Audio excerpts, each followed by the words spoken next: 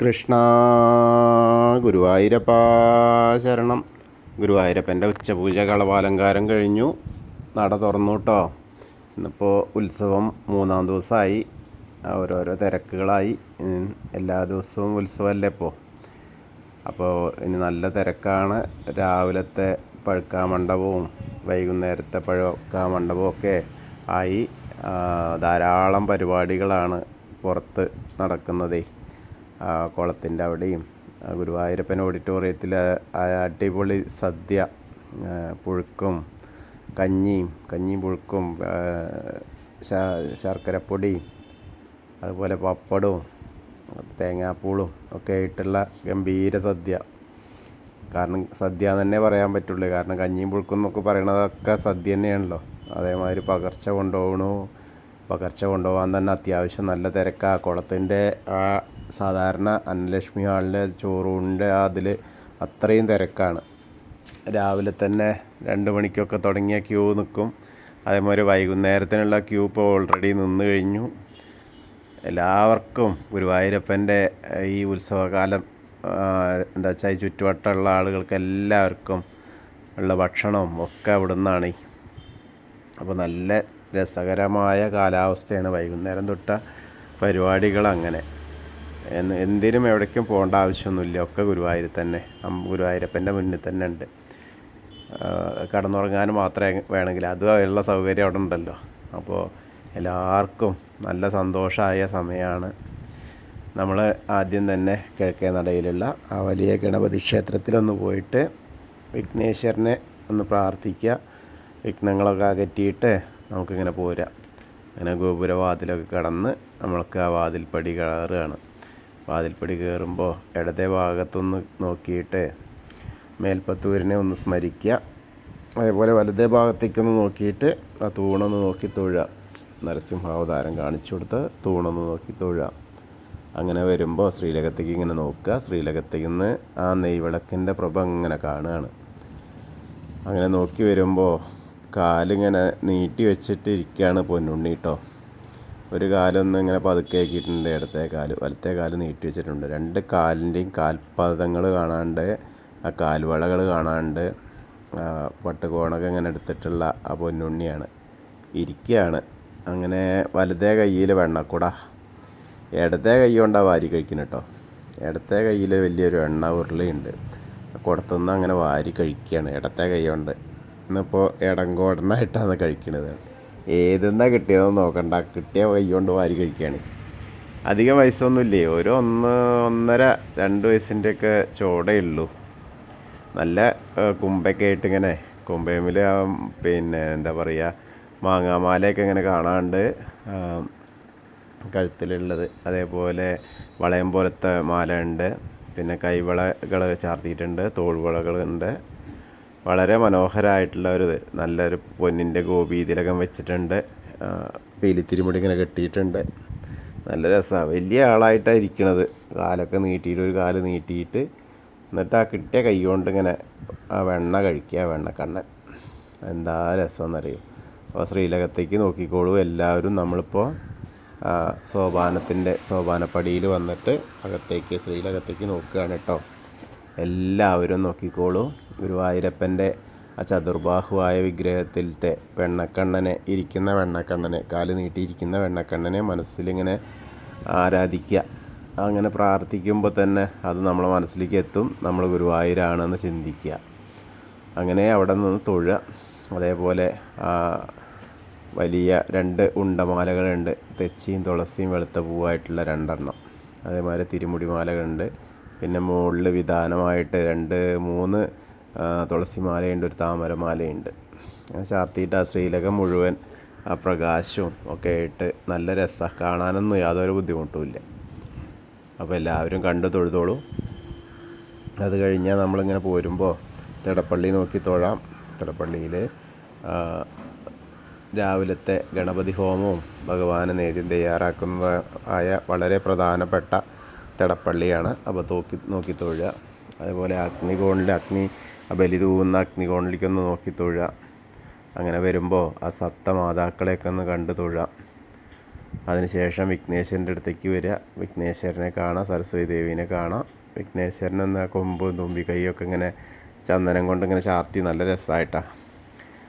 ഒരു എന്താ പറയുക, ചെറിയ കദളിപ്പഴം കൊടുത്തിട്ടുണ്ട്, 2 കദളിപ്പഴം കൊടുത്തിട്ടുണ്ട് ഭക്ഷണത്തിന്, നേദ്യത്തിന്. ഏകദന്തം മഹാകായം തപ്തകാഞ്ചന സന്നിഭം ലംബോദരം വിശാലാക്ഷം വന്ദേഹം ഗണനായകം. അങ്ങനെ ആ വിഘ്നേശ്വരനെ കണ്ടു തൊഴുതു, ഏത്തൊക്കെ ഇട്ട്. അതേപോലെ ആ സരസ്വതി ദേവീനെ കണ്ടു തൊഴുക. സരസ്വതീ നമസ്തുഭ്യം വരദേ കാമരൂപിണി വിദ്യാരംഭം കരിഷ്യാമേ സിദ്ധിർഭവതു മേ സദാ. അങ്ങനെ സരസ്വതി ദേവീനെയും കണ്ട് തൊഴുത് നേരെ നമ്മളിങ്ങനെ പോരുമ്പോൾ ആ ചെറിയ ഗണപതിനെയൊക്കെ ഒന്ന് തൊട്ട് തലോടിയിട്ട് ഇങ്ങനെ വരാം. ആരോ ഒരു തുളസിമാല ചാർത്തിയിട്ടുണ്ട്. മത്സ്യം, കൂർമ്മം, വരാഹം, നരസിംഹം വരെയുള്ള രൂപങ്ങൾ ആ മേൽശാന്തി ഇരിക്കുന്നതിൻ്റെ അത് പറ്റും. അതിനുശേഷം മേൽശാന്തിയിൽ അവിടുന്ന് അർച്ചന പ്രസാദമൊക്കെ വാങ്ങാം. അതിനുശേഷം വാമനാവതാരം കാണാം. പിന്നെ ഗജേന്ദ്രമോക്ഷം, അതേപോലെ ഗരുഡ ഭഗവാന്റെ പുറത്ത് കയറിയിരിക്കുന്ന വിഷ്ണുവിനെ കാണാം. പിന്നെ ഇത് അനന്തശായിയായ അനന്തപത്മനാഭനെ കണ്ടു തൊഴാം. നിറയെ മാലകൾ, തുളസി മാലകൾ ചാർത്തിയിട്ടുണ്ട്. ഒരു വെളുത്ത മാലയും ചാർത്തിയിട്ടുണ്ട് അവിടെ ലക്ഷ്മി ദേവിയുടെ അവിടെ. അത് കഴിഞ്ഞ് വീണ്ടും പുറകുവശത്തായിട്ട് ശ്രീകോവിലിൻ്റെ പുറകുവശത്തായിട്ട് സാഷ്ടാംഗം നമസ്കരിക്കുക. എന്ന് പ്രാർത്ഥിച്ച് നമ്മൾ തിരിച്ചിങ്ങോട്ട് വരുമ്പോൾ വീണ്ടും ദശാവതാര വിഗ്രഹങ്ങളൊക്കെ കാണാം. അതൊക്കെ കണ്ട് തൊഴുത് കൃഷ്ണനെ കണ്ടു തൊഴാം, മുരുകനെ കണ്ടു തൊഴാം. ഹനുമാൻ സ്വാമിയുടെ അടുത്ത് വരിക. ഒരു വെറ്റിലമാല മാത്രമേ കാണാറുള്ളൂ എന്ന്. ഹനുമാൻ സ്വാമീനെ കണ്ടു തൊഴുക കേട്ടോ.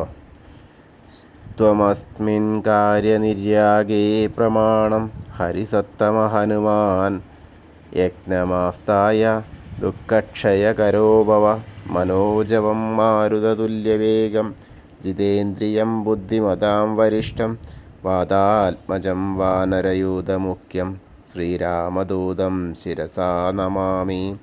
ബുദ്ധിർബലം യശോധൈര്യം നിർഭയത്വം അരോഗത അജാഡ്യ വാക്പടുത്വം ഹനുമസ്മരണാത് ഭവേത്.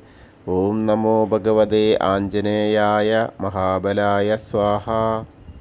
അങ്ങനെ ഹനുമാൻ സ്വാമീനെ പ്രാർത്ഥിച്ച് ആ രാധാകൃഷ്ണ വിഗ്രഹങ്ങളൊക്കെ കണ്ട് തൊഴുത് ഓവിൻ്റെ അവിടേക്ക് വരാം. ഓവിൻ്റെ അവിടെ വന്നിട്ട് പ്രാർത്ഥിക്കാം.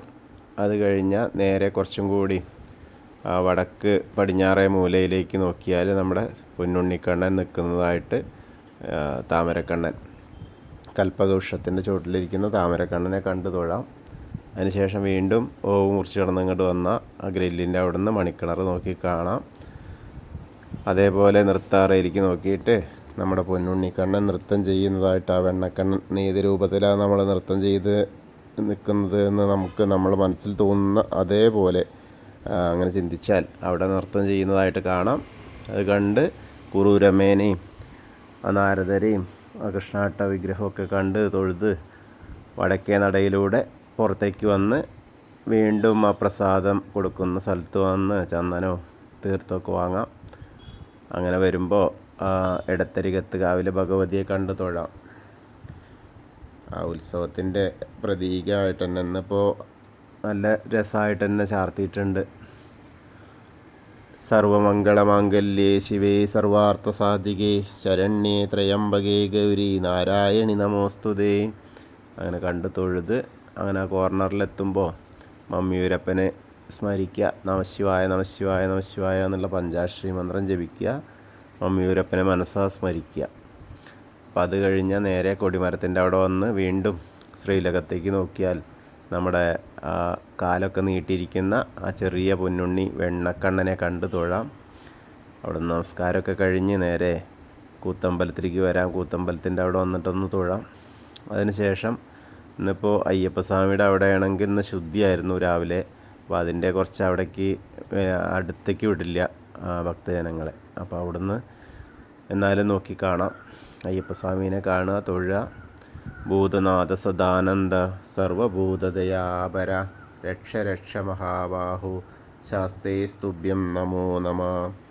അങ്ങനെ അയ്യപ്പസ്വാമിയെ കണ്ട് തൊഴുത് ഒന്ന് പ്രദക്ഷിണമായിട്ട് അവിടെ നിന്ന് ഇങ്ങനെ പോരുമ്പോൾ പടിഞ്ഞാറേ നടയിലേക്ക് പോരാം. പടിഞ്ഞാറേ നടയിലെത്തിയാൽ നമ്മുടെ ദീപസ്തംഭത്തിൻ്റെ മുകളിലേക്ക് നോക്കിയാൽ വേണുഗോപാല സ്വരൂപം കാണാം. അതൊന്ന് കണ്ട് തൊഴാം. അതേപോലെ താഴത്തേക്ക് ഇങ്ങോട്ട് പോകുന്ന കുറച്ചും കൂടി പിറകിലോട്ട് പടിഞ്ഞാറ് നടയിലേക്ക് ഇങ്ങോട്ട് പോകുന്ന ഒരു ലേശം നടന്ന അവിടുന്ന് നോക്കിയാൽ കിഴക്കോട്ട് നോക്കിയാൽ കൊടിമരത്തിൻ്റെ മുകളിലുള്ള വേണുഗോപാല സ്വരൂപം കാണാം. അപ്പോൾ നമ്മൾ ഇന്നത്തെയും ഉച്ചപൂജയും കളഭാലങ്കാരമൊക്കെ കണ്ടു തൊഴുതു. ഉത്സവം 3-ാം ദിവസം ആയി. അപ്പോൾ എല്ലാവർക്കും ഗുരുവായൂരപ്പൻ്റെ അനുഗ്രഹം ലഭിക്കുന്നത് എന്നെ എപ്പോഴാണോ കേൾക്കുന്നത് ആ സമയത്ത് ഗുരുവായൂരപ്പൻ്റെ തിരുമുമ്പിലാണെന്ന് വിചാരിച്ച് കേട്ടാൽ നമ്മളെ മനസ്സിവിടെ എത്തിയാൽ മതി, ശരീരം എവിടെ ആയിക്കോട്ടെ. അപ്പോൾ ഗുരുവായൂരപ്പ ദർശനം നടത്തിയ പ്രതീതി ഉണ്ടാവും. കൃഷ്ണായ വാസുദേവായ ഹരയേ പരമാത്മനെ പ്രണതക്ലേശനാശായ ഗോവിന്ദായ നമോ നമഃ. ഹരേ കൃഷ്ണ. ഗുരുവായൂരപ്പാ ശരണം.